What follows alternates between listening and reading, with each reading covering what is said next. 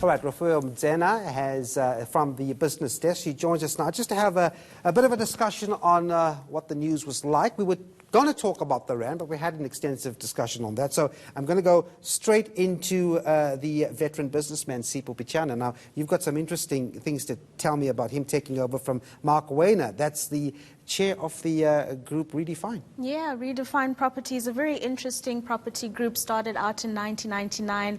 Mark Wayner at the helm from the very beginning, and it's time for him to throw in the towel, as they would say. So from today, actually, Sipho Pichana has taken up that role. We haven't seen much movement in the share price since the news came out of Redefine. But Sipho Pichana is an amazing character as a businessman. He is a decorated businessman, an entrepreneur as well, and has been on the board of significant companies in the country, listed top 40 share index companies. A notable one, Devon, is Anglo Gold Ashanti. So he was at the helm when former CEO Venkat was at the helm, and they were instrumental in really turning the company around. The mining sector struggling over the years, and they were able to really turn it around in terms of cutting down production costs and increasing production, increasing that export that we saw, and really just providing new opportunities for new developments in terms of mines within their business. So him and Venkat really worked beautifully together and really saw a good turnaround of the business. So it's going to be interesting to see what he can do with Redefine, which is a solid business. So what they're focusing on, given the current environment, they're focusing on office space. So what they're doing, instead of new developments, they are trying to fix what they have. What we have is flexible working hours, for example. So what they're doing is rejuvenating existing buildings to accommodate the changing workflow, the changing work environment, and the changing work habits of employees and employers, Devon. So this is an interesting property group to watch as he takes the helm there. And he doesn't hold back with his remarks. I mean, we all know that. No. We've seen the news this year. Yep. All right, so some big appointments for MTN. We've got the former Deputy Finance Minister, Mcebisi Jonas, as well as the former President Thabo Mbeki, appointed to the board. And I looked at the board a little earlier, very African heavy. And if you look at the regulatory fires MTN was putting out, for the past few months, one can see how these individuals could be beneficial. No, absolutely. So I think it was a very strategic move for MTN to kind of shake up its board. I mean, they have indicated in a statement that they are very stable and settled in the way that the business is moving. The time is now to get the kind of minds in that will drive the business in the direction that it wants to go.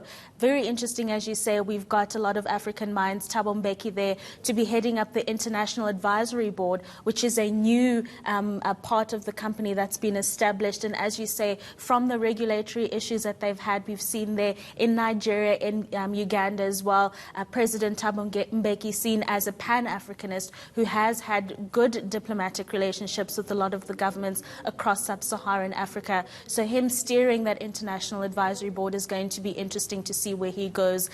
Former Deputy Minister Mcebisi Jonas, also not new to the corporate world. We've seen him on the boards of the likes of Signia and Northern Platinum. So he is a fay with how corporate South Africa is operating at the moment. One interesting thing I must mention, Devon, the former governor of the Nigerian Reserve Bank was appointed to the board as well. And he was axed as the governor in Nigeria for exposing corruption. So it's going to be very interesting how he engages on this International Advisory Board, given the history that he's got with the Nigerian government for exposing corruption. So perhaps we're going to see some better times for Nigeria in terms of navigating that particular environment. Indeed, it will be an interesting one to watch. Now, MultiChoice. I mean, I'd like to know what you make of this decision to bar controversial singer Steve Hofmeyr. We've seen the video playing of the car going over the satellite or the dish. It's not the dish, it's the decoder. The decoder. Yeah, and Steve Hofmeyr drives over. What do you make of this, and what do you think about the company from this perspective? Yeah, so I mean, if you look at the share price today, we didn't see much of a movement. So I don't think investors are watching closely in terms of what MultiChoice is deciding to air or not to air. I think what investors, I'm chatting with an analyst earlier on, are watching is just how the company is going to be moving forward. I mean, it's still newly listed, still a baby in corporate South Africa and really trying to find its feet. So what investors are watching out out here for is that regulatory environment that ICASA will be initiating in terms of saying MultiChoice has got a lot of market dominance when it comes to streaming services and really reducing the amount of licenses that we can have. Last month when that announcement was made, we really haven't seen the share price recover to those levels that we saw when it initially listed. So what we've seen with MultiChoice is that it has been choppy trading since the listing, and investors are really more looking at the medium to long-term operations of the business. And unfortunately, Steve Hofmeyer is not having much impact on the business of the day when it comes to MultiChoice and who it will not be allowing to be on its platform, Devin. Rofia, thanks very much indeed for sharing some of those insights with us. Rofia Madzena is from the business desk, giving